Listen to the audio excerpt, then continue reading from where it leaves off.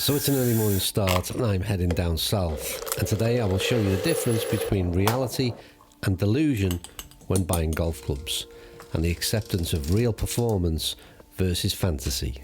I am at PXG UK headquarters and I have a dilemma that needs to be resolved. Quite simply, what should be the longest iron in my golf bag based on my current ability and swing speed? And I have a feeling it could be a rude awakening.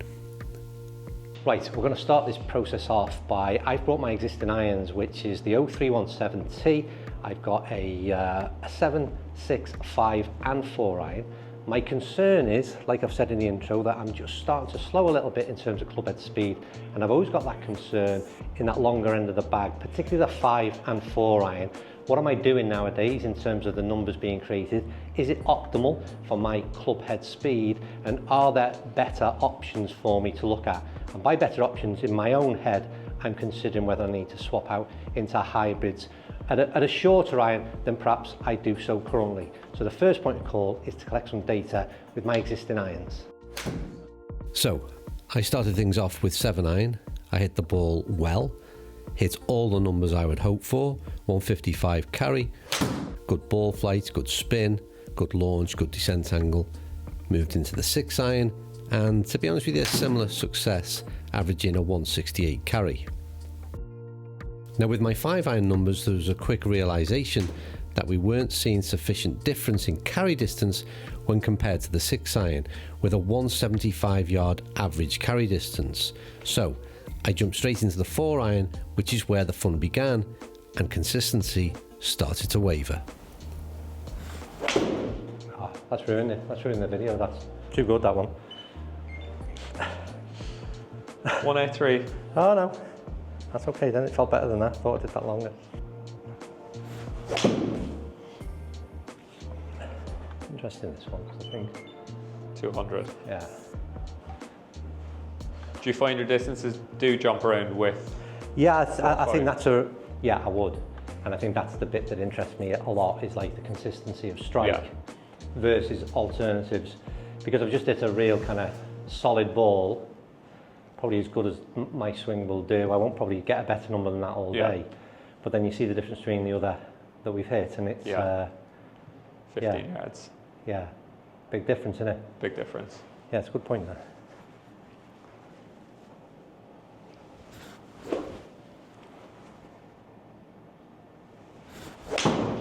Christ, I've hit this better than me bloody 7 iron. 192. That's more what we'd expect, I suppose, isn't it? A 192 carry. Yeah. As opposed to the 183 or the 200. Yeah. But I still think, you know, being realistic, that's probably, you know, that's a good strike for me. What I've, you know, it's not a, I'd be like, if I hit that off the tee, I'd say, oh, I've hit that well. Yeah. So, you know, how many times am I doing that? Yeah. Compared to not? I don't know. And I think the other thing is as well, a big deal about this for me, is the confidence element. Again, I've gone back to that stage where I'm looking at a 4 iron, and maybe because I know it's a 4 iron, I'm already just a little bit of doubt. Do I have to be right on my game to make the most out, to make this club work? That's you know where what I mean? hybrids, I suppose, are. Yeah. And it might be, I mean, it might necessarily be an actual issue. Maybe I do make the club work. Yeah. But if that's your mental approach when you walk to the tee, it's then going to be hard to use it as an consistent. Yeah, it's doubt. Right, so time for a bit of a breather. I've hit quite a lot of golf balls, and we've got quite a lot of information with the irons. So from your perspective, custom fitter, what are you seeing? I mean, what we're seeing, numbers are actually very good when you're striking well with your longer irons, 6.54. You've got nice gapping, but when you're slightly off, slightly heel, or slightly low in the face, there's a big 15, 20 yard drop off in your carry numbers. Descent angle's okay, coming in a little bit flat, not too bad, but the biggest issue would be that drop off. Yeah.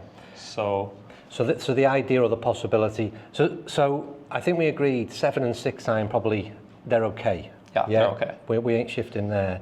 But 5 and 4 iron, we're going to look at this hybrid. And I mentioned about, I think the title of the video was something to do with, you know, ego or being embarrassed.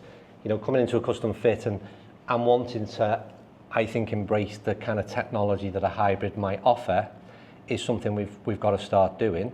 I think particularly, you know, the older you get, the slower you get, the slower the club head speed gets. Yeah. I might be sort of, it might save some of them miss hits. Yeah, exactly. Across the face, ball speed's not going to fall back as much. Okay, so where are we going to start then? Are we going to start with a 6 hybrid, a 5 hybrid? Where are we at?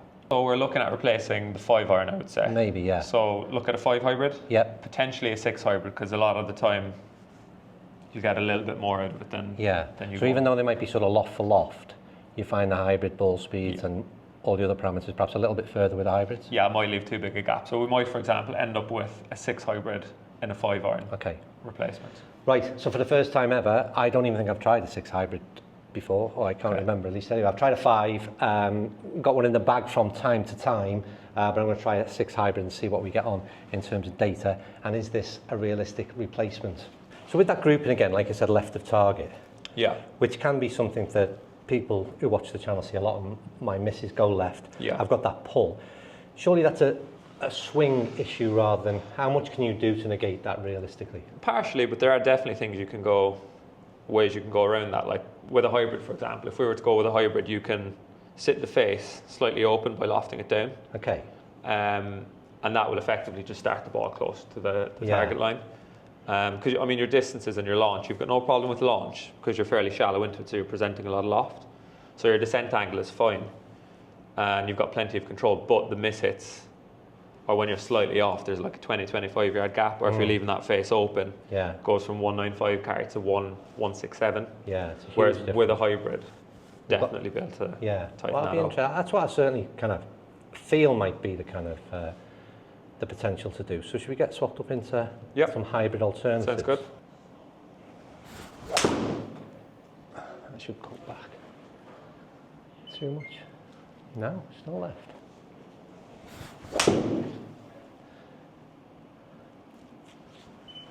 That's better. Nice, 189. Yeah. But the big difference is between the cut and that pull. It's quite a bit of distance as well, isn't it, I would think? Although with the hybrid, ball speed stays the same because you're getting a high launch and the spin's fairly consistent. You can see your cut and your draws are very similar. Which has surprised me, I wasn't expecting to see that on the screen. With an iron, you hit a cut spin, shot with a 5 iron, would say the spin can jump up by 1,000 and you're suddenly falling back 10-15 yards. I mean, that's the kind of thing that you genuinely don't understand as a, as an average golfer. You haven't got a clue about those kind of things, and that's why, honestly, I say about custom fitting, not everybody's keen on the idea, but unless you have that knowledge to lean on, it's like I said, I'm thinking there, I've just lost, 10 yards on those 2 previous hits, when in fact, it looks on that I've lost nothing, have I? 3 yards. Yeah, it's incredible then.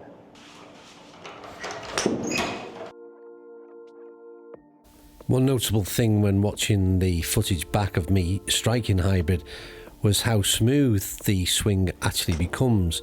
There seems to be an effort to just let the club head do its thing, and I've no real concern about the performance of the club. I'm just letting it happen, and the whole tempo, rhythm just looks so much better, and as you can see, it's just firing off a ball one after the other with plenty of confidence.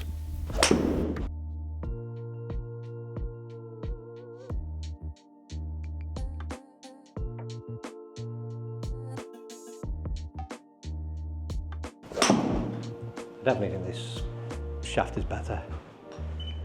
I've got some data. Miss has been left is what we're sort of recognising, and you're going to make an adjustment. What is that exactly then? So what I'm going to do is I'm going to put you on a slightly flatter lie angle. Okay. So you can go as far as 3 degrees flat. Yeah. What we're going to do is 1.5 degrees flat. Okay. Which is also 1 degree less loft.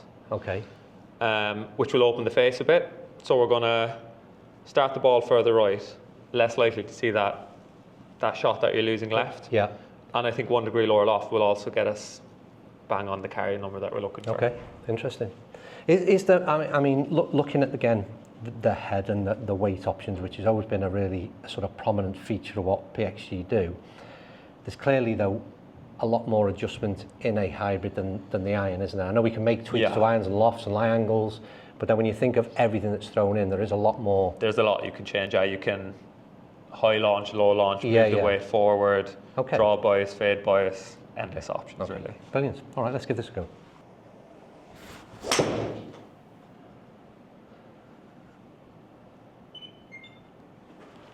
Good flight though, isn't it? Yeah, very good. Yeah, it's made a huge difference because it's the. So you've changed the lie angle. So I've flattened it, Flattened it. 1.5 degrees. So it's still 1 minus in loft and 1.5 flat. Crazy.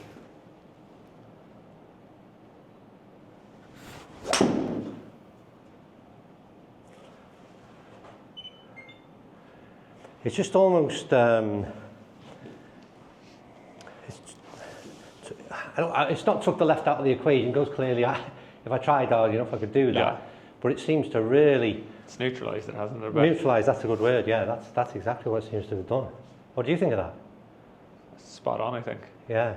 Much better. Just nowhere near as much movement. If it's starting left or right, it's still holding its line It is. relatively. Yeah. I don't think we need. 182 carry. Yeah. The point being there, huge success in everything really. Ball speed's really consistent on the hybrid, whichever sort of shaft or lie angle we had, to be fair.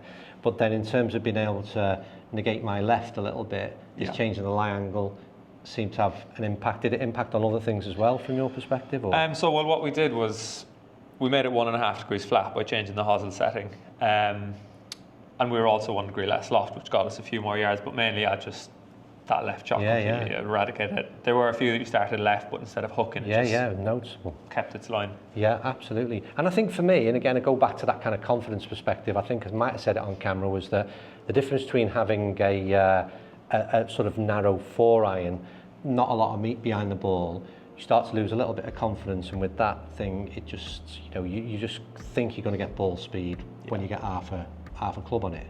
Yeah. So it's a big difference. But all those parameters are kind of this 185 carry, 17 launch, 46 land angle, peak height 99. It's all a good number, that, isn't it? All perfect, yeah. Yeah. Not a club that I would have even, I'd have been too embarrassed to look at, to be quite honest with you. But there you go, it just shows, so that's good. Right, so for those of you who are interested, the hybrid I used was from the new Black Ops range. The 6 and then the 5 hybrid did a really good job of gapping. You don't really need to see that, but we crept that up to, again, very similar numbers to what I created with a 4-iron when I hit the 4-iron well. But the problem is, it's just that room for error that doesn't seem to be quite as much with the 4-iron. Although, like I said, to be fair, I didn't hit it too bad. But when you step onto that tee or the next shot that you've got, it's all about confidence. And I think that we have got to get over our own egos and realise, like I said, that technology can be a big assistance. But it's really important. What I learned more so today is that I had a few preconceptions about what should or shouldn't happen. And I always say, using the expertise of a good custom fitter, because I know that a few of you have mentioned in the past that you've had bad experiences, but seriously, if you get the right person giving you the right kind of information, it can make a huge difference. And seeing that change up that we've seen in the hybrid's performance, well, it's great to see, to be honest with you, and obviously it gives you a lot of confidence to invest in that club and want to take it out on the fairways. Right, that's me done. It was great to get down here to PXG London store. If you get a chance, get yourself booked in and take a closer look at your numbers, because you might also be surprised as what is actually happening versus what you think is happening. It can be a lot different. Right, as ever, thanks for watching. Leave me a comment down below, let me know what you think of this video, and I'll see you soon.